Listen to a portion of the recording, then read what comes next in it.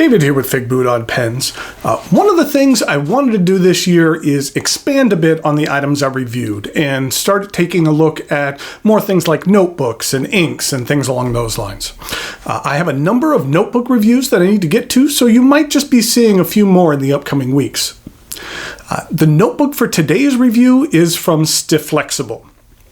Stifflexible is distributed by Luxury Brands, which is run by the Gillette family.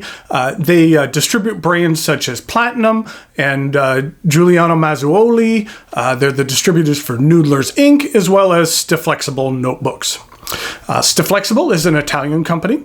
They have their regular retail lineup of notebooks, and they do a lot of custom branded products as well. The company was founded by the Mazzuoli family back in the early 1950s. They began focusing on graphics and printing in the early 70s, and I have a couple of different sizes of their notebooks, and I'll be giving one of them, maybe possibly two away. So stay tuned to the end of this review to learn how you can win one of these notebooks. So, in order to take a closer look at these notebooks, let's go over here to camera 2. Okay, I have three different sizes of the Stifflexible notebooks to look at today. There is the large, which is 6 by 8 1/4. Then there is the medium, which is 5 by 8 1/4. And then there's the small, which is 3.5 by 5.5.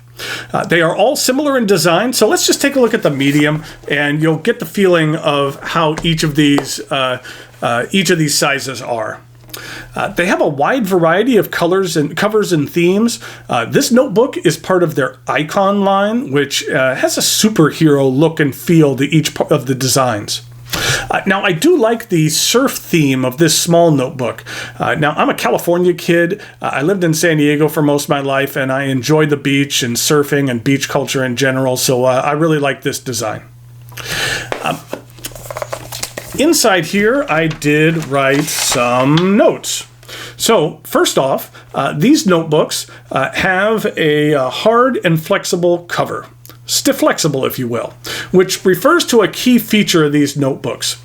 They each have a thick cardboard cover, but you might have noticed these two grooves on the cover, which are also present on the back cover.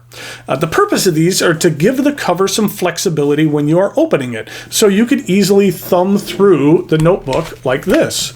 See how when you actually thumb through it, the cover actually flexes, so that you could easily find the place or find what you're looking for. It's kind of a cool feature. So the company name refers to the cover design, which is both stiff and flexible, hence Stifflexible.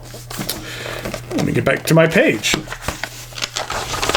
It has an elastic closure, which easily wraps around the front, and it actually stays out of the way nice when it's not in use. And the elastic color really varies depending on the color version. So they'll have a color, or the cover version. So they'll have a color that kind of complements the color well, or the cover well. This book has 194 pages. Now, I thought this was an interesting feature. Now, personally, I preferred line paper more than blank or graph, but these notebooks include all three. There are 144 lined pages, then 32 blank, and 16 graph. You can see here, there's all the lined pages. And then we go into the blank pages, and then in the back we have the graph pages, and the graph pages are actually perforated so you could tear those out. The paper is 80 GSM ivory paper that is also acid-free. Now, in regard to the different sections, that I'm not quite sure if this was necessary, there's a little preface in front of each section, so I'm not quite sure if you really needed a page to tell you that these are the blank pages. It's not a big deal, but that's just something minor. In regard to the paper, here at the beginning of this notebook, I used one of my gushers of a pen, which is this Omas Ogiva Cocktail Blue Angel with a Visconti blue ink. Now, this particular pen lays down a lot of ink, so it was really putting the paper to the test. And I did, in some parts where it was laying down a lot of ink, noticed a little bit of feathering. Not too much, but a little bit that I could notice. And that you can see here that there is a fair amount of bleed through. Now, none of this actually made it over to the opposite side of the page. So if I were using this notebook, I'd probably stick to writing only on one side of the page if I was using a fountain pen, especially if I was using a fountain pen that laid down a lot of ink.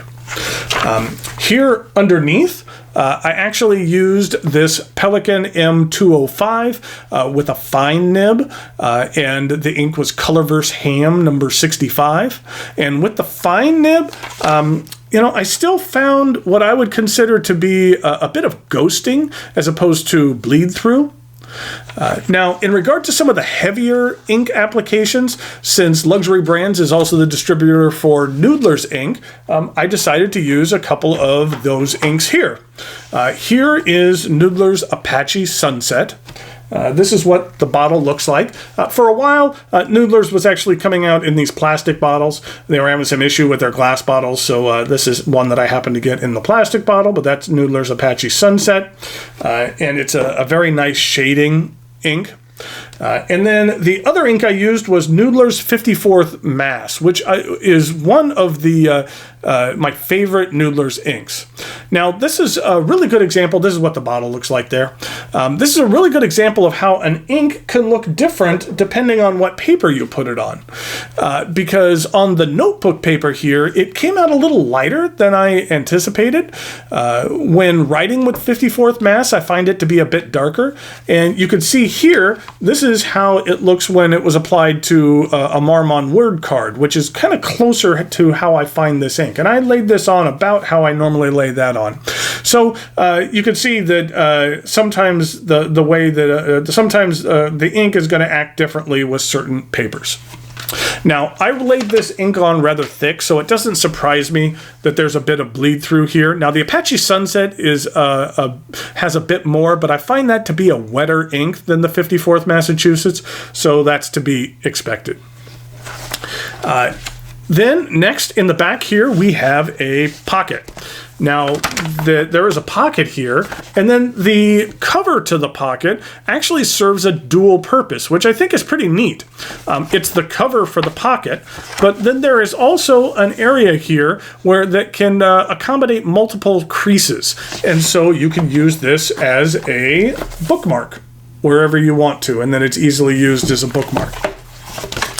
I just thought I hadn't seen that before, and I thought that was an interesting design. Also included with the notebooks was a ruler that you can use as a bookmark. Overall, I like the size and design of this notebook. I think that the firm cover provides a bit more structure, and I think that's really relevant here in something like the small notebook.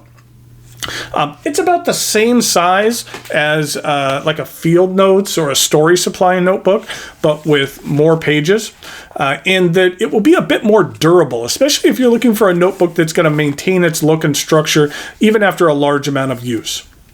In regard to the paper, I wouldn't describe it as spectacular, but it's serviceable. For a knockaround notebook at this price point, I feel that it serves the need well. Now, this large notebook, this one retails for $18.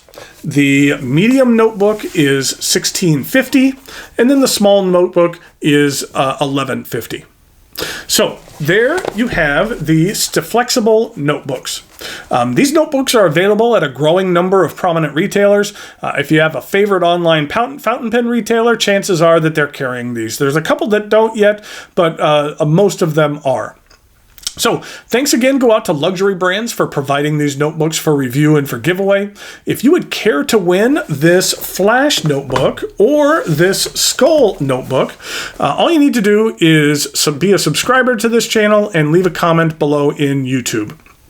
Or on Patreon if you're a supporter of the channel there. Today is Wednesday, August 1st, 2018. or possibly Tuesday the 31st, depending on how soon I can edit this. I will be headed to the DC show here in a couple of days, so you'll have an extra long time to enter to win. You'll have until the end of day on Tuesday, August 7th. At that time, I'll select a random winner and reach out to you, so good luck. In regard to a theme, I will be having a Q&A here once I get back from DC, so why don't you leave me a question, whether it's about the DC show or just Q&A in general. Again, the topic is not required, just a suggestion. So, until next time, thanks for watching, and I'll talk to you later.